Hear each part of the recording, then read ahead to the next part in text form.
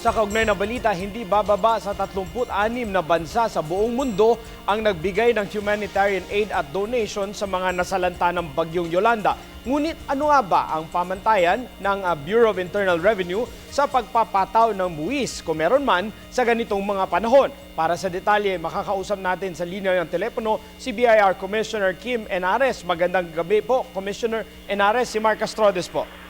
Yeah, magandang gabi rin ho. Commissioner, na usap-usapan sa social networking sites yung tax daw po dito sa mga donations na natatanggap ng ating bansa. Pakipaliwanag po ang ating tax policy hinggil sa mga ito. First, kung may donation ng goods mula abroad papunta sa Pilipinas, daan ho yan sa Bureau of Customs. Ngayon, kung yung donations pinapapunta sa accredited relief organization ng DSWD o kaya sa National Disaster Risk NDRRMC, exempted ho sa duties. Ngayon sa VAT, although hindi siya exempted, ang nagbabayad ho ng VAT niyan ang gobyerno kasi may budget support ho yan. No? Kung ganun yung proseso. Ngayon, kung yung nag-donate galing dito sa Pilipinas, to the relief operation, siyempre wala nang importation yon. Ang mag-govern naman yan is kung dinonate nyo sa accredited charitable institution o sa gobyerno, hindi wala akong donor's action. Secondly kung may negosyo kayo, pwede nyo yan as a deductible expense.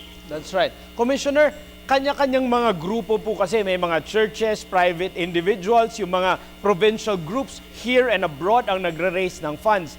Paano po or saan po namin makikita yung listahan ng nabanggit yung accredited groups na hindi po matatax para sa kanilang mga natanggap na donations?